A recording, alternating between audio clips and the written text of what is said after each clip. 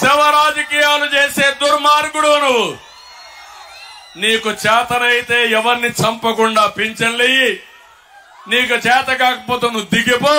ఒక్క నిమిషంలో 1 గంటలో ఎందుకు డిస్ట్రిబ్యూట్ కావో ఇంటి దగ్గర నేనే చూస్తా. సవాలు విసురుతున్నా జగన్మోహన్ రెడ్డికి. సిద్ధమాని మేము ఆయనను అడుగుతున్నా. ఇంకొక పక్క తమ్ముళ్ళు, ఈ రోజు మీరు ఒకసారి చూస్తే నేను ఒక మాట చెప్పిన తర్వాత భయపడిపోయారు. ఒకవేళ నువ్వు పింఛన్లు ఇవ్వకపోతే, మొదటి రోజున ఇవ్వకపోతే నేను వస్తానే ఈ నెల నుంచే 4,000 రూపాయలు పింఛన్లు ఇస్తానని చెప్పాను. దాంతో భయపడిపోయాడు జగన్మోహన్ రెడ్డి. నిన్న డబ్బులు రిలీజ్ చేశాడు జగన్మోహన్ రెడ్డి. ఈరోజు 75-80% ఇచ్చారు. ఈ బుద్ధి జ్ఞానం మొన్నేమైంది జగన్మోహన్ రెడ్డి అంటే. ఇంకొకటి చూశాను నేను, ఒక అడగానే జగన్మోహన్ రెడ్డి ఇంకొక రోజు చేస్తుంటే నేరుగా శవాన్ని తీసి వాళ్ళ ఇంట్లోనే పుట్టేవాడిని. అప్పుడు బుద్ధి వచ్చేది. చంపే హక్కు నీకు లేదు. నువ్వు ప్రభుత్వంలో ఉన్నావు, బాధ్యత నీది, ప్రశ్నించే హక్కు నాది. నువ్వు తప్పు చేస్తే నిలదీస్తా, ఇంకా తప్పు చేస్తే ప్రజా సహకారంతో భూస్థాపితం చేస్తాం తప్ప వదిలిపెట్టాం.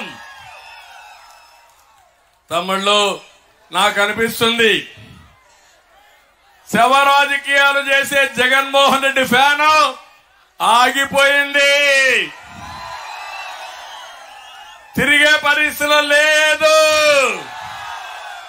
ఫ్యాన్ ని ముక్కలు చేయడానికి మీరు సిద్ధంగా ఉన్నారు. కాబట్టి లాభం లేదు. కాబట్టి గొడ్డలు తెచ్చుకో జగన్మోహన్ రెడ్డి. నీ సింబల్ గొడ్డలు పెట్టుకో. గొడ్డలు చూసి బెదిరిస్తున్నావు, గొడ్డలతో రాజకీయం చేస్తున్నావు, రాష్ట్రాన్ని సర్వనాశనం చేశావు. అందుకే సవాలు విసురుతున్నా. నీకు చేతనైతే ఆ గొడ్డలు పెట్టుకోగాని ఈ రాష్ట్రాన్ని శ్మశానం చేయొద్దు, వల్లకాడు చేయొద్దని మరొక్కసారి ఈ ముఖ్యమంత్రికి హెచ్చరిస్తున్నా. నేను అడుగుతున్నా ఇక్కడ మిమ్మల్ని అందరినీ, ఏ ఒక్క వర్గమైనా బాగున్నారా తమ్ముళ్ళు?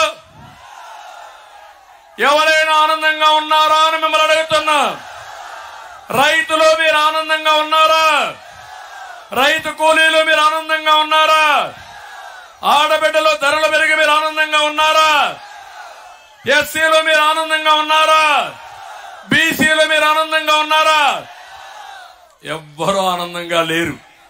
ఒక్క ఎగ్జాంపుల్ చెప్తున్నా, అన్ని చెప్పలేం కాబట్టి కొన్ని చెప్తున్నా. కొవ్వూరు ఇది రిజర్వ్డ్ కాన్స్టిట్యున్సీ, ఎస్సీ కాన్స్టిట్యున్సీ. ఇక్కడ వెంకటేశ్వరరావు సౌమ్యుడు, లాయరు, ప్రజాసేవ చేయడంలో దిట్ట, మీకెప్పుడూ అందుబాటులో ఉంటాడు. అలాంటి వ్యక్తిని ఇక్కడ పెట్టాం. ఇక్కడుండే దళిత సోదరి సోదరమణులు అడుగుతున్నా, 5 ఏళ్లు జగన్మోహన్ రెడ్డి పరిపాలన ఎవరికైనా ఎలాంటి లాభం జరిగిందా తమ్ముళ్ళు అని మిమ్మల్ని అడుగుతున్నా. నా ఎస్సీలు అంటూనే జగన్ దళితుల్ని గొంతు కోసేస్తున్నాడు, వారికి తీరని ద్రోహం చేశాడు. మీరందరూ ఎన్నికరండి, మీరు రామి వెనక్కొచ్చండి.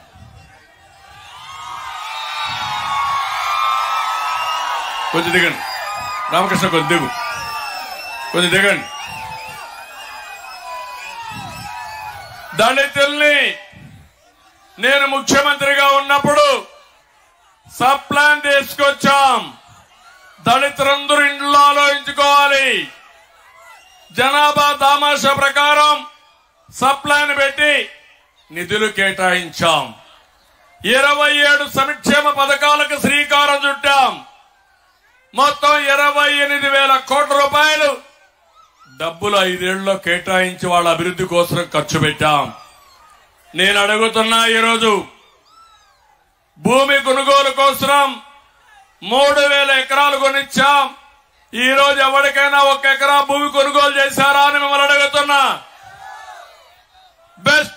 ట్రైబల్ స్కూల్స్ లో దళితులకు సీట్లు ఇచ్చారా అని మిమ్మల్ని అడుగుతున్నా. కులాంతర వివాహాలు చేసుకుంటే ఆర్థిక ప్రోత్సాహాలు ఇచ్చాం, ఈరోజు ఉన్నాయా అని మిమ్మల్ని అడుగుతున్నా. దళిత పారిశ్రామిక రాయితీలు రద్దు చేశాడు.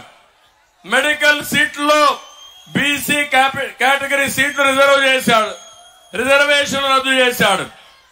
బ్యాక్లాగ్ పోస్టులన్నీ రద్దు చేశాడు. విద్యార్థులకి ఫీజు రియంబర్స్మెంట్ రద్దు చేశాడు. కేంద్ర సబ్సిడీలన్నీ రద్దు అయిపోయినాయి. కేంద్రం జాతీయ స్థాయిలో ఫైనాన్స్ కార్పొరేషన్ ద్వారా డబ్బులు ఇస్తే డబ్బులు లేకుండా దళితులకు మోసం చేశాడు, అన్యాయం చేశాడు. ఇంకో పక్క అంబేద్కర్ స్టడీ సర్కిల్ పోయింది. నేను ఆ రోజు ఇన్నోవా కార్లు ఇచ్చాను. ఇప్పుడు వచ్చే తమ్ముళ్ళని మిమ్మల్ని అడుగుతున్నా.